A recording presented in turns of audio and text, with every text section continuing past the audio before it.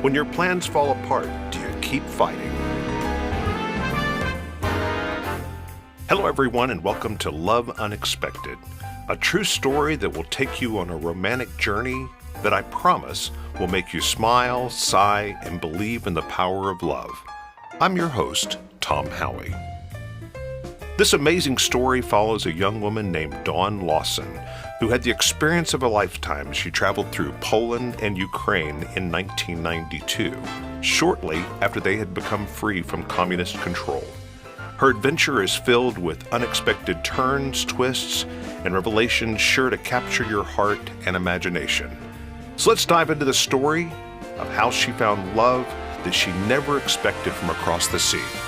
Thank you for joining us. Off we go. Okay, so let's pick up the story where we left off last episode.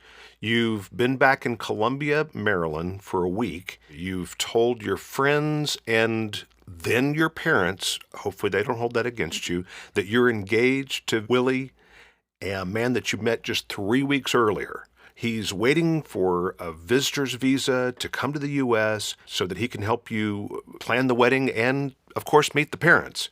How is everyone reacting to this surprising news? Well, people had different reactions. Some people were skeptical and they asked if I was sure he wasn't marrying me just so he could get a green card. I mean, those questions kind of hurt and tried to put like some doubt in my head. And then Linda, my goddaughter's mom, told me that V was sexy after she looked at photos of him. She's the first one probably that said that. And then others just got caught up in the excitement and the romance of the whole story and the adventure. And so mom and dad, how are they caught up in the adventure as well? Very much so. Good. Well, the morning after I told my parents about the engagement, Vishik called Peg's house, and since school was out, I was finally there when he called. So after talking to me for a few minutes, he asked to speak to my dad. Tom, of course, I was listening on the other line when he introduced himself to Dad, and they chatted just a bit, and then Vishik asked, "May I marry your princess?" Tom, my heart just melted. That was the perfect thing to say because I was my dad's princess. And Dad gave his permission to V, and from then on, my parents were all about wedding planning. In fact, the next day, my parents said, "Well, let's go wedding dress shopping." Wow, that's fast. I mean, your parents have just found out that you are engaged, and they're already excited and helping you run down the aisle. Wait, were you still on the payroll at home at this point? Tom, that's exactly what I thought. Just slow down. There wasn't a wedding date. There was nothing planned. I'm still packing just to get home. I'm not in a wedding mindset yet. I hadn't planned to do anything until Vishik got over to meet the family. But I guess the excitement was just too much for Mom and Dad. So I decided I'd humor them and I'd go with them to look at dresses. But I only really wanted to go to one shop and not drag this into an all-day affair. We invited my friend Jean to go shopping with us. I needed her to support me and give me that input on the dresses. So again, Tom, I thought it was just way too early to start looking for wedding dresses. And of course, I didn't intend to find a dress or buy one. But let me guess, you actually did find one because I'm seeing a pattern in God's timing and favor for you. I mean, more signposts and things that you are where you're supposed to be and that you're doing exactly what you're supposed to do. Tom, gosh, you seem to know this story so well. I should have seen it coming since God, he's just perfectly laid good things in my path for the 5 years leading up to this. And I was learning to recognize when he presented opportunities to me. And I found that when I chose to say yes, that my life became like this truly exciting adventure. Some of my friends even called me the Golden Girl because of all the crazy opportunities and things that I got to do. It's so funny. We look at that scripture where it says that God will work all things together for our good because we love him or called according to his purpose. But we look at that only in spiritual terms sometimes.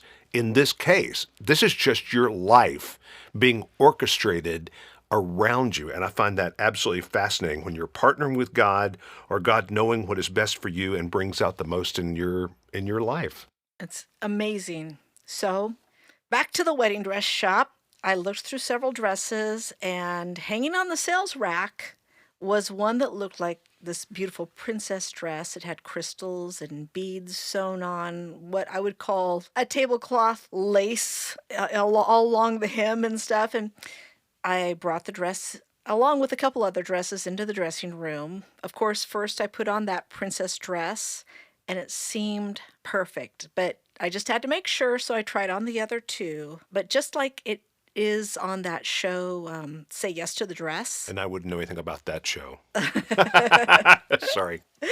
Well, it's when the bride puts on the dress and she knows it's the one, there's this glow that happens. Well, the woman who was helping us brought me this perfect headpiece to go with the dress, and I just knew this is it. So while I had my dress and the headpiece on, my mom had my dad come into the dressing room, and he just lit up when he saw me. And my mom took a picture of his reaction of seeing me in the dress for the first time. We didn't notice it, Tom, but until after the picture was developed. But he was standing next to a sign that said, "No photos in the dressing room." Nice. Well, we've talked about like God's favor and signposts, and this perfect dress was in my size. It was in perfect condition, so I didn't need to order one to be made. I was able to buy it off the sales rack and take it home with me that day, which was important because I was leaving in a couple days to Tennessee. And of all things, it was only $500.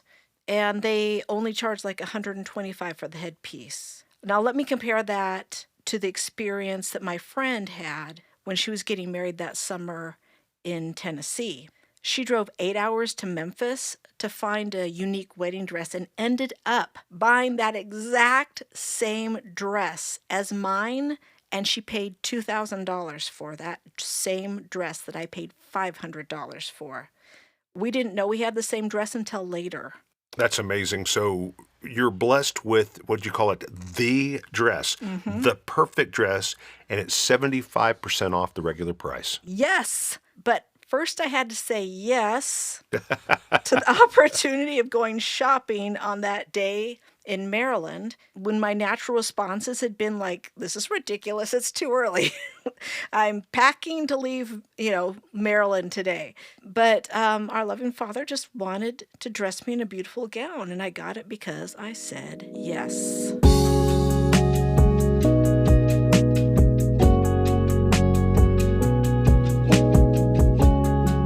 I believe it was in our last episode when you told us that you were missing V's phone calls because he didn't have a phone at home. Besides the call when he asked your dad if he could marry you, were you able to communicate regularly from then? No, not really.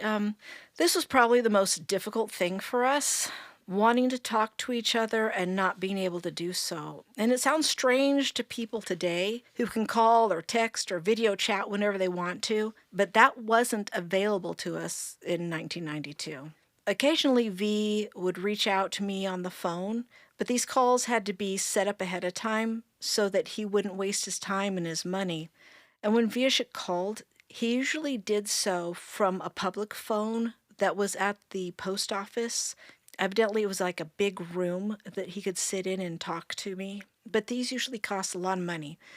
What's so sweet, Tom, was that Viashik took these short phone calls very seriously.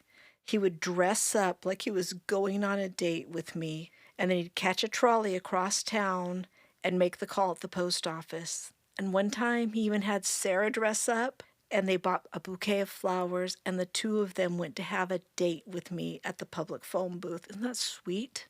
But then we'd talk on the phone. It would only be a few minutes because of the high cost of the international calls. I think that he told me he spent over $1,500 on those short phone calls that summer. And I mentioned the last time that since I couldn't call Viashik, I sent letters to him by fax machine to either his church, because that's where he was the music minister, or to his brother's house. Okay, so let me explain for our audience because there are probably people listening that have no idea what a fax machine is. That's true. It was this little machine hooked up to the phone line and not your iPhone. This was actually plugged into a wall. You dial the number of the fax machine that you want to receive the message, then you feed the physical document into it, and it sends an image of that message and is received by the other fax machine. And then that machine prints it out on a piece of paper. It was kind of like texting, only with paper. Like, so, like dial it, feed the message, it sends it, and they get the message out there. Because, I mean, when you're talking about Vieshik getting all dressed up and Sarah getting dressed up and driving a trolley across town, I actually have this mental image in today's culture that y'all were about to FaceTime. Yeah, it's and true. There's no FaceTime. There's no FaceTime. Yep. So that's what I would do several times a week. I'd go to the postal store or the UPS store, and I'd send a fax from there. And we mailed cards to each other as well. But Vieshik was not comfortable with his limited ability to write in English. He could speak, but writing was a different story, But then Vieshik came up with a great solution for us: cassette tapes. Okay, so for the audience that doesn't know what a cassette tape is, why don't you explain that?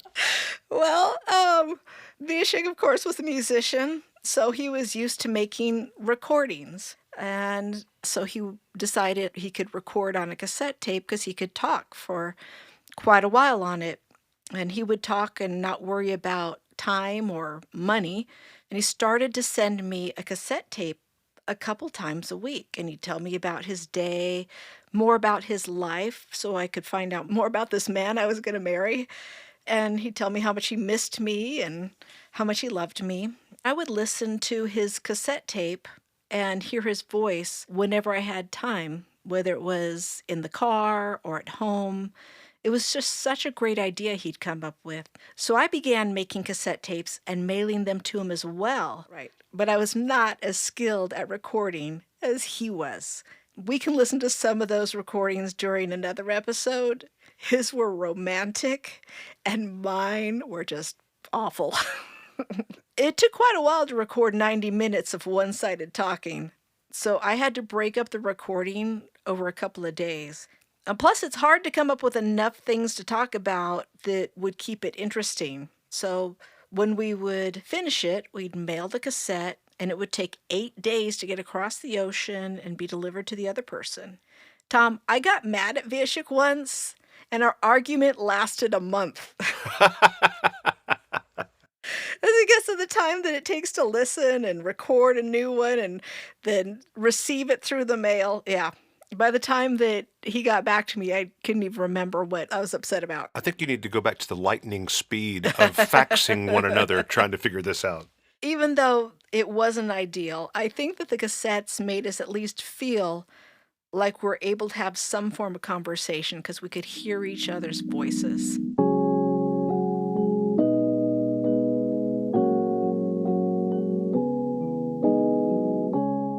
Oh, Tom, there is one other signpost that happened while I was in Maryland. All right, tell me about that. We had submitted an application for a visitor's visa while I was in Warsaw, if you remember. But I knew that Vieshik would need another visa to come back to the States when we got married, and he and Sarah would end up living here. So I knew that there was going to be something else I was going to have to file. So before I left Maryland, I went to a building that handled immigration forms.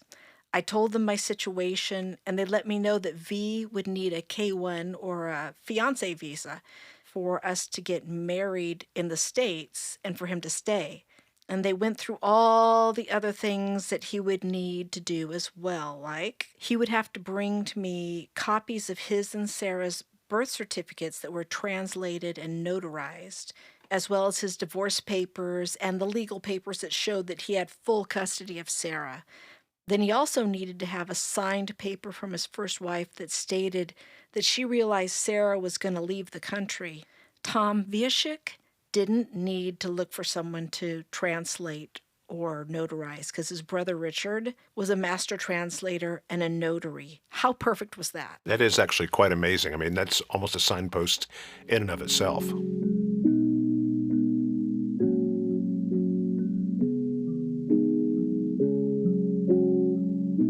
So I'm thinking that we're in a part of your story where you're about to say goodbye to life in Maryland and then move back to Tennessee. Hopefully, you'll be seeing V in the very near future. Yes. And during my last few days in Maryland, I had become extremely aware of how much the people and my friends and the students had wonderfully influenced my life. I mean, I don't know if you remember, Tom, from our very, very first episode, I had not wanted to take this teaching position. I didn't want to move to Maryland. I wanted to stay closer to home, but I knew God was creating an opportunity for me, so I reluctantly said yes. And during those 2 years, I learned so much from Randy, who was both the school principal and the church pastor, that I just want to take a minute and honor him. My philosophy of education stems from him. He was so kind and caring, intelligent, and he was the funniest guy. As a new teacher, I'll tell you, it was so easy for me to talk to him and get guidance. And he allowed me and the other teachers, Lisa and Ophelia, to teach organically and creatively in our classrooms. And I'm so grateful. And he is now watching this and listening to it from heaven. And I'm just grateful for all that he sowed into my life. That's amazing. And if I remember correctly, you also had to go back to Maryland to reconnect with the Donette's Ballet Company. Yes. How amazing is that? The relationship with those dancers made me want to go to Eastern Europe, and it set me up on a course to meet my fiance. And so many friends in Maryland had grabbed on to my love for the people of Eastern Europe, and they helped me pay my way for my trip that went to Poland and Ukraine. It sounds like you had a time of real growth when you were in Maryland. Yeah, I did. So saying goodbye was bittersweet, and I was going to miss my friends there, but I was also really excited for whatever God had for me in this next chapter of my life back in Morristown, Tennessee. Oh, Tom, I had told Jean, my friend that went wedding dress shopping with me, that I was still really nervous about becoming a wife and a mother. She herself was a wife and a mother, and she told me that's normal feelings for someone before they get married.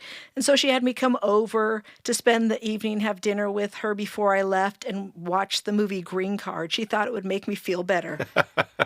But if you remember, in the movie, the INS agent ended up deporting the husband in the end. It didn't make me feel better. It just made me feel even more nervous.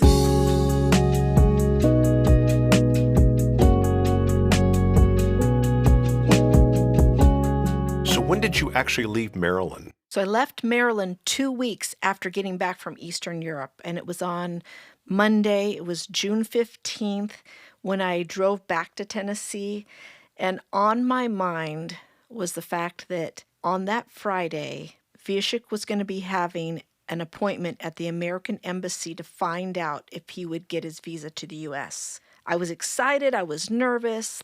Of course, I was praying all that week. And now that I was back in Tennessee, I knew it was time to tell my friends about my engagement, but I wanted to tell them personally instead of in a big group like I had in Maryland. So the first people that I told were our church's associate pastor and his wife, Jim and Peggy, because they had been more than just my closest friends. They were also my mentors. In fact, I have to say that they're a huge reason why I was experiencing all these wonderful opportunities. They're very artistic. They're into music and drama and fine art. And before I visited Tennessee in 1987, they had been praying every day for God to send a dancer to the church. And he finally did. Me. And Jim and Peggy nurtured me in what you would call noticing the signposts from God and following his lead. And that changed my dance. It changed my heart. It changed my life. That's amazing. I mean, I would almost say be careful what you pray for, but in their case, they got exactly what they needed. It's fantastic. Well, to tell Jim and Peggy about my engagement, my mom came up with a clever idea. We laid out my wedding dress on my bed, and then I had Jim and Peggy come over, and I told them about my trip. And then after I told them everything, minus Viashik, I said, and there's one more thing I have to tell you. And I acted like I was crying, and I ran into my room. Drama was the whole thing. So Peggy ran after me, asking me what's wrong, and Jim, like a man, stood in the living room not knowing what to do. My parents told him to go ahead, go see what's going on in her room. So they both came in and they looked at the dress and looked at me and they said, well, what's this all about? And I said, I'm getting married. And they were just like, what?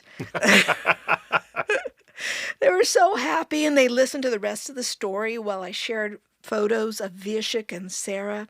And it's funny because I said, well, what do you think? And Jim said, I think he looks a lot like me. Well, that was one couple down, and I still had a few more people to go. So I went ahead and I met individually with some friends and family that would be in the wedding, but I asked them to not spread the word. So at this point, I've got to know, why all the secrecy? I mean, you told an entire group of people in Maryland, but you're doing it completely different here in Tennessee. Yeah, well, there's something in me that knew this long distance relationship and planning a wedding was going to kind of be stressful.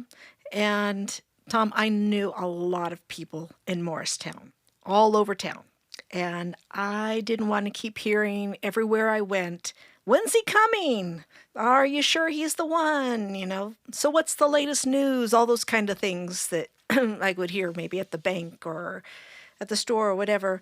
So besides planning a wedding with no groom that summer, Jim had also asked me if I wanted to take a teaching position. See, he was the principal of our church's K-12 school.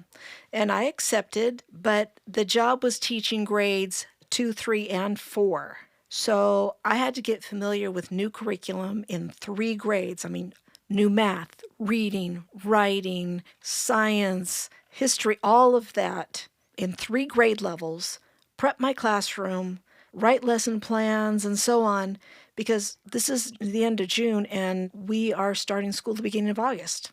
So I just wanted my family and the friends that would be a part of my wedding to be the ones that knew about it, because I knew they would support me and they'd help me carry this burden. I'm remembering a couple of episodes back when I put on my Father Tom hat and basically said to people, make sure you use wisdom when you do these things. And I can see in your story not telling a whole lot of people what's going on, because the last thing you really need is doubt and people saying, well, did you really consider this? So I think you're being very, very wise to do exactly the way you're doing it. Thank you. Yes. I hoped, too, that Viashik would be there soon to help me with the plans, and then everyone could meet him. Well, Thursday night, June 18th, I barely slept. I prayed a lot. I had others praying, too, because, that next day, Viashik was going to meet the consulate in Warsaw. So as you could imagine, my adrenaline was pumping sky high when I got his call. And then I heard his gentle voice say, honey, they turned me down. And I couldn't believe it. I was like, what? Why? And he said, because this is a visitor's visa. And we wrote that my relationship to you was a fiancé. And they don't allow fiancés on a visitor's visa. So I asked, well, what do we do now? And he told me that he could apply for a visa one more time that year. And if the visa was denied, then he wouldn't be able to apply again for another year. So Tom, I'll tell you something, rose up inside of me. And for the first time, I felt the mama bear come alive in me. I think anyone who's a mom knows what I'm talking about when I said the mama bear rose up. So after we hung up, I went into my room and I let out this roar and I cried and I just said, they can't keep my child away from me.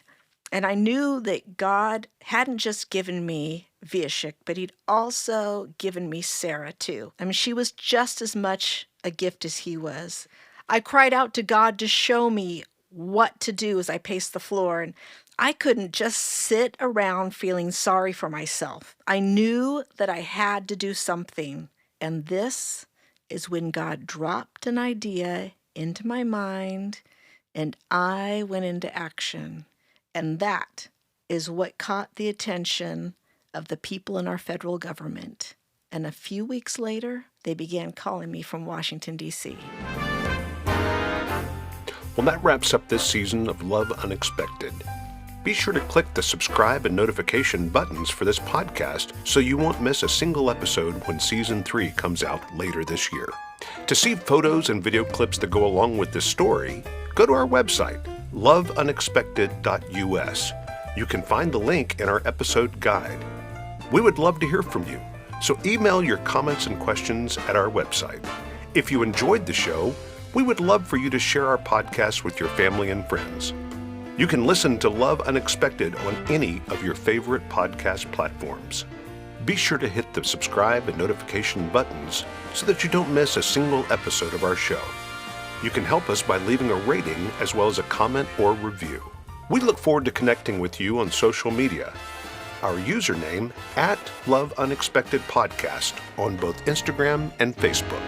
Our producer and creator of original music for the show is Joe EP Music. Our host, Tom Howley. Our writer is Dawn Prushkovsky. Our media manager is Jean Prushkovsky.